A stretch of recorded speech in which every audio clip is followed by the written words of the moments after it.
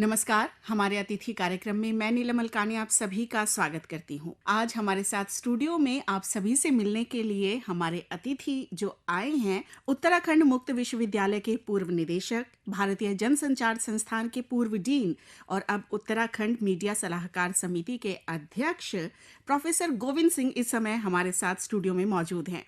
आपको गहन अनुभव, सजग दृष्टि, निष्पक्ष रवैया और शालीन सरल स्वभाव के लिए जाना जाता है। तो स्टूडियो में हम स्वागत कर रहे हैं प्रोफेसर गोविंद सिंह का। धन्यवाद। 15 दिसंबर 1978 को आपका पहला लेख प्रकाशित हुआ था। तो आज इस कार्यक्रम में हम उससे पहले की कहानी और उसके बाद की दुनिया के बारे में जानना चाहेंगे। आपका बचपन कैसा था और उस दौरान क्या-क्या चीजें आकर्षित करती थीं, ये सब बताएं। देखिए, बचपन तो बहुत अभाव में गुजरा। जब मैं 8 साल का था तो मेरे पिताजी का देहांत हो गया और मेरे बड़े भाई को 13 या 14 साल के थे, उनको अपनी पढ़ाई छोड़नी पड़ी और मेरी माँ अकेली घर में थी। तो गांव था, खेत खलिहान थे, बहुत ज़्यादा खेती नहीं थी। पहाड़ों में बहुत वैसी मुश्किल खेती होती है। जी, आप तो किस स्थान से मैं हैं भारत में? उत्तराखंड के पिथौरागढ़ ज़िले में, जो सीमांत ज़िला है उत्तराखंड का, जी, वहाँ पर एक सौगांव नाम का गांव है। हमारे गांव का नाम सौगांव है। जी, तो बड़ा सुंदर सा गांव है। एक नदी छोटी सी बहती है बगल में और अच्छी सी सुंदर सी घाटी है। बहुत ज़्यादा ठंड नहीं होती है। वैसे आमतौर पर उत्तराखंड में ठंड होती है, जी, लेकिन मेरे गांव में चूँकि तलहटी है, वो चारों तरफ से पहाड़ियाँ हैं और इसलिए वहाँ गर्मी भी होती है। जी, हवा चलती, पंखे नहीं चलते, लेकिन गर्मी होती है। हुँ, तो वो गांव है, वहाँ मैंने बचपन अपना बिताया। तो एक तरह से ये पढ़ाई भी होगी आगे, ये निश्चित नहीं था, क्योंकि मेरे बड़े भाई को 8वीं के बाद ही अपनी पढ़ाई छोड़ देनी पड़ी। लेकिन मेरी माँ के मन में बहुत पढ़ाई के प्रति बहुत आदर था। जी, एक तरह से उनकी जो जीविका थी शिक्षा को लेकर के, वो गजब थी। और वो सोचती थी कि भले ही मुझे अपनी ज़मीन का टुकड़ा बेचना पड़ जाए, लेकिन मैं पढ़ाऊंगी। ये उनका बड़ा दृढ़ संकल्प जैसा नज़र आता था। जी, तो मैं चौथी में था तब जब मेरे पिताजी का देहांत हुआ। फिर 5वीं पास हुआ, फिर स्कॉलरशिप भी मिला। हालांकि उन दिनों बहुत ही कम स्कॉलरशिप होता था, यानी छठी में आप फर्स्ट आए हैं तो 5 रुपये प्रतिमाह जी, अच्छा, 60 रुपये हाँ, साल का स्कॉलरशिप मिला और वो भी हमारे पासबुक में जमा हो गया। तो बोले कि जब जाओगे स्कूल से तब इसमें से पैसे निकालना। जी। तो लेकिन वो काम आए। फिर हाई स्कूल पास होने के बाद चंडीगढ़ में फिर आगे की पढ़ाई। तो बातचीत में आपने पिताजी का ज़िक्र किया कि आप बहुत छोटे थे जब उनका देहांत हो गया था। असल में मेरे पिताजी जो शादी हुई और शादी के होने के कुछ ही दिन के बाद, 2-4 दिन के बाद ही वो फौज में भर्ती हो गए। और ये 1935-36 के आसपास की बात होगी। वहाँ वो गए फौज में और बर्मा पहुँच गए, बर्मा मिलिट्री में। तो बर्मा भी अंग्रेजों के ही अधीन था। फिर द्वितीय महायुद्ध छिड़ गया। जब लड़ाई खत्म हुई तो वो 1945 के आसपास वो प्रिजनर ऑफ वार बन गए। उत्तरी बर्मा के किसी हिस्से में, चाइना के जो अधीन था। कई साल तक वहाँ रहे और बड़े मतलब यातना शिविर जैसे थे वो, बहुत बुरा हाल था। और वो बाद में घर आए तो कहते थे कि बहुत बुरा हाल वहाँ होता था। और वहाँ जो है वो 3-4 साल रहे होंगे किसी तरह से। वो भाग खड़े हुए, फिर रंगून पहुंचे।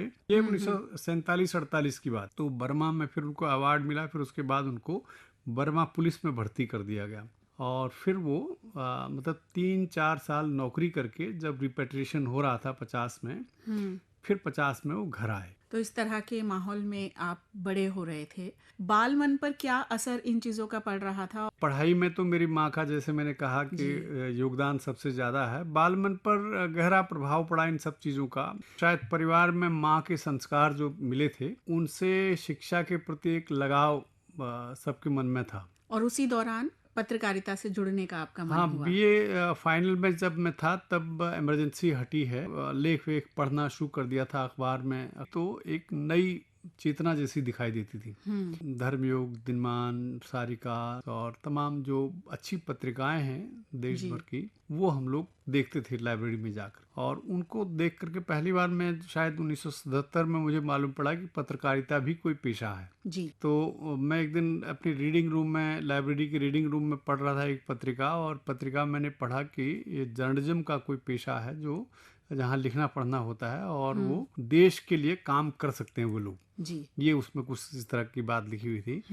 तो मेरे टीचर जो थे महेंद्र प्रताप जी, वो चाहते थे कि मैं पत्रकार ही बनूं, हम्म। कोई अच्छा काम करूं, और इस जी। तरह से उन्होंने मुझे काफ़ी प्रेरित किया और लिखने उखने के लिए कॉलेज की मैगजीन का संपादक बनाया, और फिर जो हमारा हिंदी परिषद थी कॉलेज की, उसका मैं अध्यक्ष बनाया गया। जी। काफ़ी प्रोत्साहित किया, जिससे मुझे लगा कि मैं इस फील्ड में कुछ कर सकता हूँ। आपने प्राइवेट मीडिया में भी बहुत काम किया है, अलग अलग मीडिया हाउसेस के साथ काम किया है। आप एक इस तरह के पेशे से जुड़े थे जो अनिश्चितताओं से भरा हुआ है।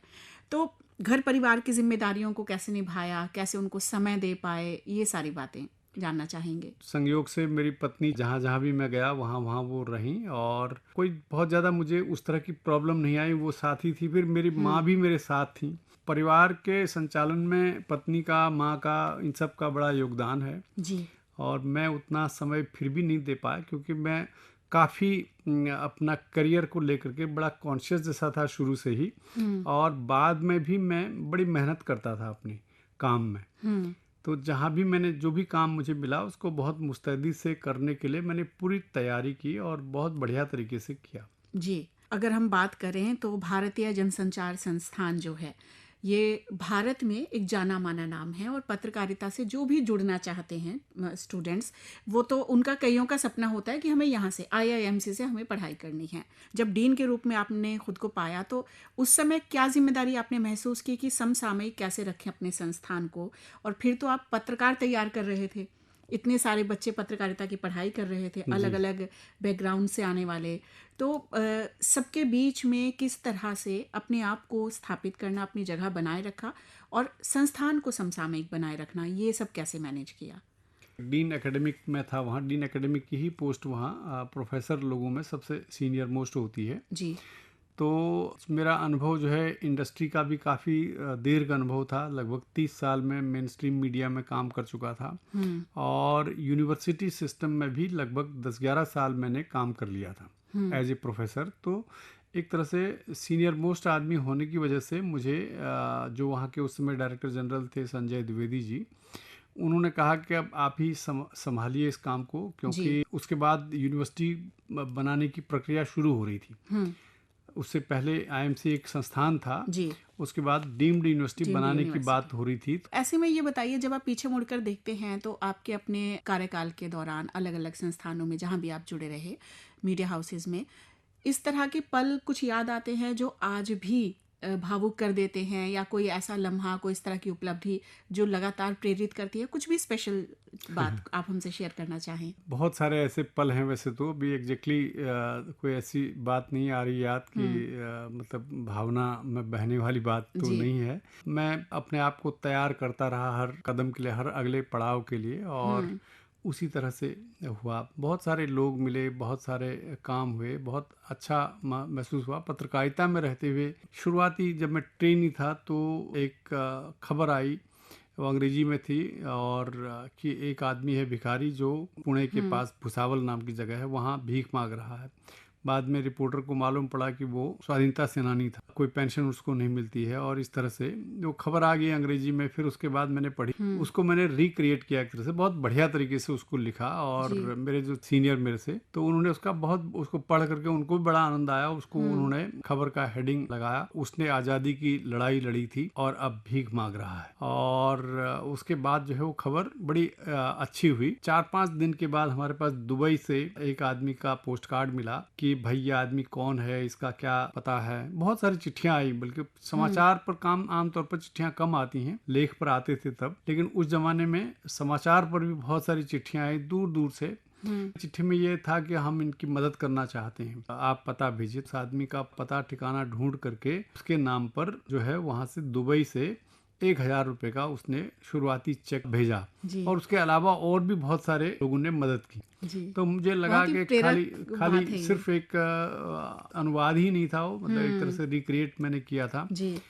तो यदि अच्छी तरह से हम अपनी जिम्मेदारी निभाएं, तो एक डेस्क में बैठा हुआ, बिल्कुल ट्रेनी था मैं उस समय, ट्रेनी को भी इस तरह का सुख मिल सकता है। तो ये बताइए कि जिस गांव में आपका जन्म हुआ, जहां सीमांत गांव था, तो और कई तरह के सुरक्षा कारणों की वजह से बहुत सारी चुनौतियां थी, जहां खाने के लिए नहीं है, घर में अभाव है, दूसरा छोर वो जो पूरे राज्य की बात कर सकता है व्यक्ति, वहां पर आप बैठे हैं, तो कैसे इस पूरी जर्नी को आप देखते हैं और अभी क्या जिम्मेदारी आप महसूस करते हैं? निश्चित रूप से बहुत बड़ी जिम्मेदारी एक तरह से है। मैं शायद रिटायर होने के लगभग आईएमसी से रिटायर होने के लगभग साल भर तक मैंने कोई और नहीं नौकरी ली, और मुझे प्राइवेट यूनिवर्सिटीज़ में नौकरियां मिल रही थी लेकिन मैंने ली नहीं। लेकिन मुझे लगा कि अब मुझे मेरे सामने एक कम से कम ये मेरे पास मेरे हाथ में कम से कम ये ताकत है कि मैं जी। काम कर सकता हूँ। मेरे गाँव में आज भी सड़क नहीं है, हम्म। तो वहाँ तक सड़क पहुँचे और लोगों को विकास की जो धारा है उससे लोग जुड़ सकें। केवल एक गांव की बात नहीं, अनेक गांव में आज भी अनेक किस्म की समस्याएं हैं, जी। वो एड्रेस हो सकें वो समस्याएं।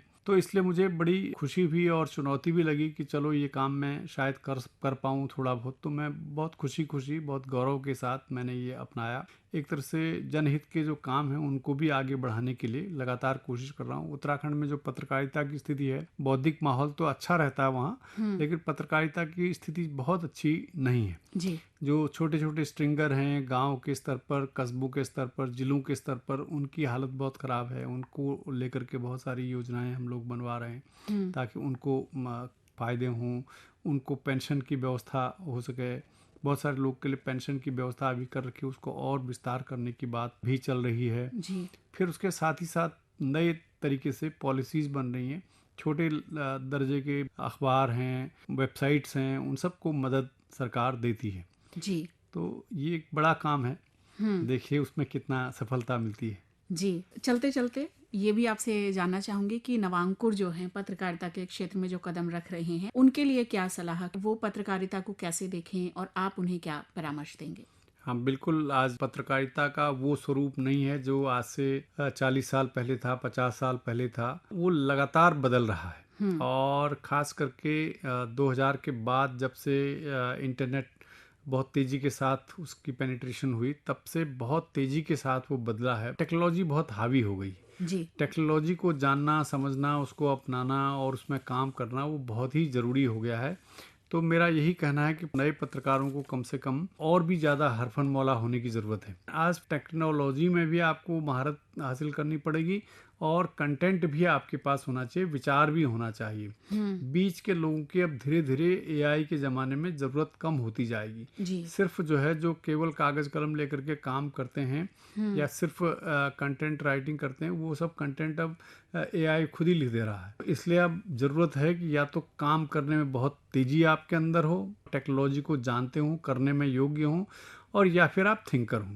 यदि आप इंट्रोवर्ट हैं तो आप थिंकर बनिए, सोचिए आगे की 20 साल आगे की बात, 50 साल आगे क्या होने वाला है, इस तरह से आप सोचिए।